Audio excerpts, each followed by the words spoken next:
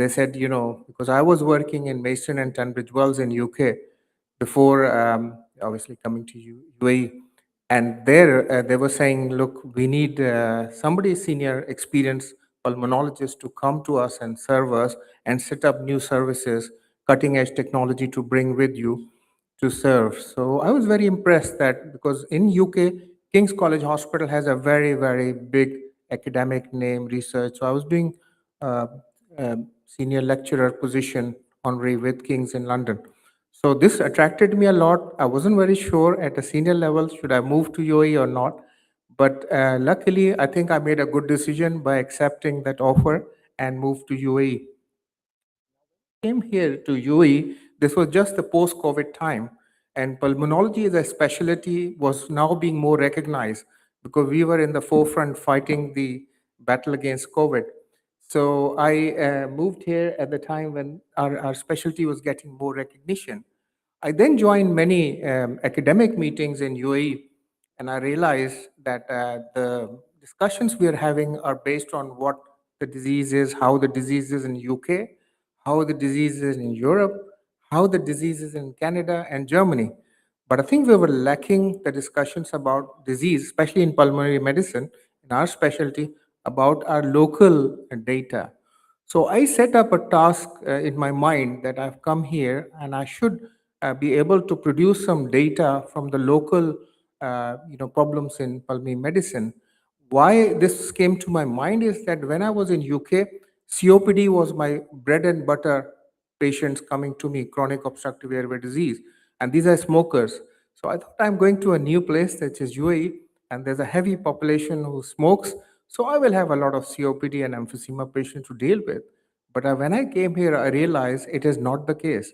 A lot of my patients are asthmatic, allergy in the airway, more because of the dust in the environment that can affect them in a bad way. So I realized that there is room for us to establish pulmonary medicine in the UAE, have our own data, and establish research and education to give patients a better healthcare and better facilities. So, what we started to do, I mean, I had a team coming and visiting me from King's College London to in UAE, and they asked me what they could do to help me, coming as a senior pulmonologist into UAE, and what can be helped to make things better in UAE. So they said, would multidisciplinary meetings be useful if we can do video link meetings? I said, yes, that would be very good. But I think we need, if we have a franchise from UK here, we should have more facilities on education and research. Because King's College, where I was working for in UK, we had these things, not a private hospital only. So then we started this kind of discussions, and I'm very, very happy and privileged.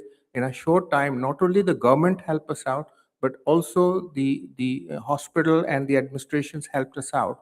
So we were able to establish teaching and research in a very short time.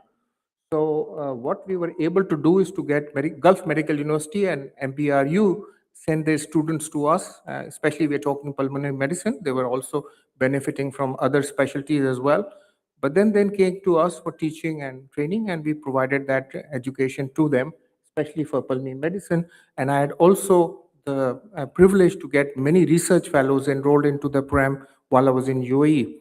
And so this worked very well because then we started to dig into the local data, and we were not talking about what US atmospheric condition is and what European atmospheric condition is and how the disease affects in that part of the world.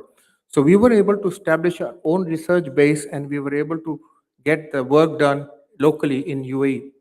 And I'm very, very happy that I was given support by the government, the education department, MBRU, and Gulf Medical Universities is a private university, as an upcoming new university. They gave me a professor status, adjunct professor status, and they encouraged me with more support for research and education in the UAE. So one of my colleagues came to my clinic and said, "Doctor, what is your Instagram account?" I started laughing. I said, I don't know what Instagram means. So they said, look, you can't work in UK, UAE if you don't have a digital presence, doctor. You have to have an account, which is an Instagram account. So I said, fine, this is my mobile phone. You can open an account. Then I thought, what to do with this account? Is it better to have my family pictures or my holiday pictures on there? What? Then I have started to meet patients in my clinic. And in the clinic, I've realized that we need a lot of work in patient education, especially regarding the pulmonary medicine. So we started to, teach patients. A lot of people, when they came to my clinic, I said, I want you to use this inhaler to get your asthma better. So there's, doctor, is there steroids in this inhaler? I said, yes, it is an inhaled corticosteroid, but the dose in that is a very tiny dose, microgram dose, and it is very important to settle the allergy down. Without this inhaler, it will not get better. So there was a lot of fright about inhaled treatment, especially steroid treatment, and I felt that this is an important role I can play, not only educating our doctors, not only educating our fellows, but also our patients. Because what I've learned in UK, that if you empower your patient with knowledge, with the skills to look after chronic disease, they do very well. So I started on this journey with this account that I established through a friend who opened on my mobile. That is an Instagram account. So I've started doing videos, which I've never done in my career or in my life, about educating patients, and I really enjoyed having done this work. And I have done about 350 to 400 educational videos on this subject in pulmonary medicine through various digital media. We have been able to deliver it to our patients, and it has impacted immensely because our patients know what peak flow meter is, patients know what the inhaler is, and how to use, when to pick up signs which are not good, and when to go to the hospital to seek help. So I feel very, very happy with about 4 years I've spent in UAE, that I've been able to establish a platform which is obviously free of charge for our patients. Any patient can go into that and benefit from the facilities available on these platforms. We created also feedback from our patients, because I wanted to make sure my practice is good enough for my patients. So we created some Google feedback review patients. And I'm very happy and pleased that patients found all of my work very, very good. We are also very interested in bringing AI technology to help our patients. And we talked about earlier in AI how it can help patient care. What we are using is a inscriber in my clinic, that whenever I'm doing a letter or the patient conversation is happening, which should be inscribed, make sure we're using a microphone where we dictate this, and it all inscribes it through AI. So it picks up my accent, my English, and puts it into a very nice letter. So it is very much an advantage that we can save our time in the clinic. In UK, I was sitting in front of the computer with my slow typing skills. I was doing it. So here I'm finding it very, very good that in UAE we are able to use this AI technology to do that. We also use some AI technology in our radiology department, where we can pick up early abnormalities on the chest X-ray. I'll show you one or two pictures on that. And also, we have been able to bring some innovative treatment for our patients, because as I've noticed, the asthma prevalence is much higher in our setup in UAE compared to what I would see in other parts of the world, having worked in France and UK. So we wanted to bring some good innovative treatment. And I'm very, very privileged here to discuss this, that we are able to give our severe asthmatics a biologic treatment. Now, biologic treatment is a life-changing treatment. And I'm so impressed that our government is supporting us where it's needed. Our insurances are supporting us for our patients where we need biologics. Now, what are biologics? It's an innovative therapy for severe asthma patients, where we use the monoclonal antibodies to affect those cells which are the cytokines. So they do not release those enzymes like histamine, bradykinin, which will cause bronchospasm, which will cause breathlessness, which will cause the cough. So we are able to deliver that kind of treatment to our patients here in UAE. And it's really, I mean, in UK, there are very few centers because National Health Services is very limited with the budget. But we are able to provide more because we have more asthma population. But we are able to give this innovative treatment called the biologics. Now, the biologics is not only good for asthma, it is also good for comorbid conditions like nasal polyps. So a lot of our patients are not having ENT surgeries. I don't know if many ENT colleagues are here in the audience. We are not able to get these patients through to surgery because polyps are completely vamped off by this new treatment, the biologic treatment. And same with some people with allergy skin problems, dermatitis and eczema can be treated. So it's very innovative work, and it's really, we are pleased. This is one of our small diagrams I could look up in a quick time. You can see an X-ray, but if you use AI to look at, you can find out that this patient has some consolidation on the left side and perhaps a small effusion as well. So there are lots of things that are coming on our way, especially small lung nodules. We can use AI technology to pick up early. Now, lung cancer is one of the biggest killers around the world. So in cancer deaths, lung cancer is number one cause for the death. And if you can pick up lung cancer early, it will transform the prognosis in this patient, which is at the moment not good. And so artificial intelligence would do a lot of good job for us picking up early lung cancer, especially lung nodules. So that's also something we can do. Now, I want to share some of the work we've been able to achieve. I cannot take credit all of it to myself, but it's the team that has worked with me who were able to publish this. This is, as I said, we came just after the COVID time into UAE, and we have published this data from UAE that people who have COVID 19 would develop asthma if they did not have asthma before. They could have their asthma symptoms getting worse if they didn't have it before. So it was kind of a good publication, and I was surprised that there was not much publication in the literature when we published this 3, 4 years ago. So what I'm trying to say is that getting local data, getting local work done makes a huge impact in learning the patient problems and how we can solve them, how can we can help them. So we have been able to, luckily, with the support not only from the insurers, from the government, but also the local support in the private hospital settings, that we were able to achieve the best, ultimate cutting edge technology, including the endobronchial ultrasound, EBUS guided biopsy of the lymph nodes. This is very important in different conditions. It can help people with sarcoid, it can help people with TB in diagnostics, but also can help cancer diagnosis.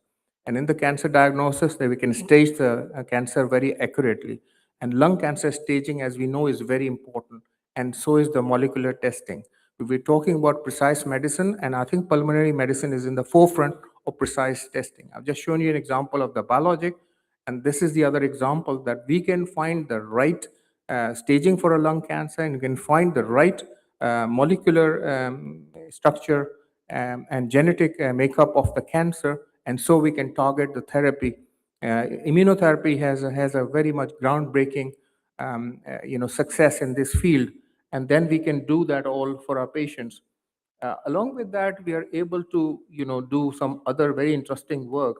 I mean, one of the things I talked about is biologic and asthma, but here I want to bring biologics into COPD. Two countries that were given the license to use biologics in emphysema and COPD is the Germany and UAE. So we are very privileged to have this as an early treatment for our patients. We are able to give biologics not only for asthma patient but also for COPD patient. And I'm very privileged to be in a place where we can deliver that kind of care to our patients. Before biologics, we had nothing to offer, just steroids. What will it cause? Weight gain to our patients. There would be Cushingoid. They will develop diabetes.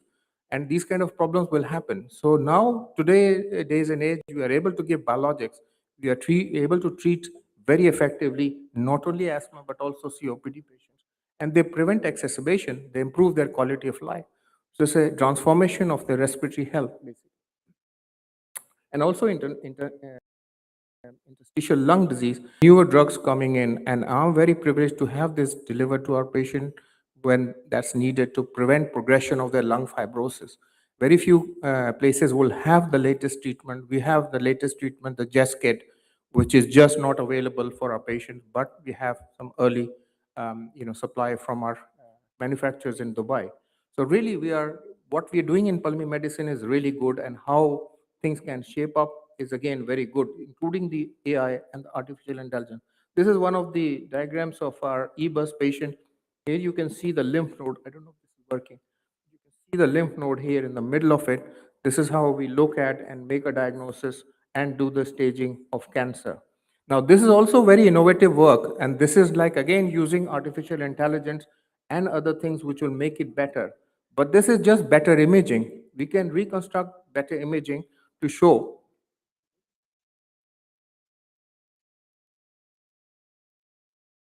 this new imaging modality. We can then show that patients with asthma have small airway disease. They have peripheral constriction of the airways. And if that's the case, we can make a diagnosis and treat them more effectively. How do we treat these kind of problems more effectively? There's mucus there as well. So we need to then make sure that the mucus plugging is unplugged and the mucus amount of production is reduced. So these are again very important new imaging modalities which will help us get the secretions cleared off and patients treated properly. We have also done a similar paper on this kind of work, evaluating the role of maximal expiratory flow in 25%. And that we found is a very good marker of picking up small airway disease. I showed you the imaging which will pick up small airway disease peripherally, but this is also a very good marker where we can use lung function instead of using oscilloscopic studies in the clinic. And we have a lot of our patients who have asthma, the spirometry is normal. So it's a small airway disease that needs addressing. Yeah, so what we have noticed that with our publication and with our research work, that if we use inhalers like inhaled corticosteroid with a long-acting beta agonist through a spacer device, I rarely use spacer device in UK when I was working, but here we are able to deliver the particles to a very deep part, which is the small part of the airway, the small airway disease. And the particle size do matter. So, the smaller the particle, the deeper we can get it, the better results we get in our patients. This is just a diagram to show that biologics can be effective. The allergic cascade can be treated with TSLP inhibitors. And this brings me to the last slide of what I want to say here, that there is a lot of role in pulmonary medicine of artificial intelligence, which how it will translate that we're delivering. But also we need a lot of computer-based learning with data locally available. We can bring new technologies like robotic bronchoscopy and also navigational bronchoscopy for a better biopsy diagnosis and early diagnosis of lung cancer. We can get newer drugs, which we are very privileged to have it in UAE. A lot of countries around the world don't have these latest drugs available. And also equipment, the amount of money available to do and bring these equipment will transform the pulmonary care. But last point that I want to say is that I worked in as my trainee in Brompton, Royal Brompton Hospital in London. This is one of the top pulmonology centers around the world. But this hospital is dedicated only to pulmonary care. I feel in UAE, I haven't seen a dedicated center which just deals with pulmonary medicine. We know that hospitals have a center of excellence, and that's very good. But I think this is my vision that I feel that we need to work for a center where we can provide full pulmonary care, latest technology, latest diagnostics, latest treatment. Thank you for your time and attention. Thank you.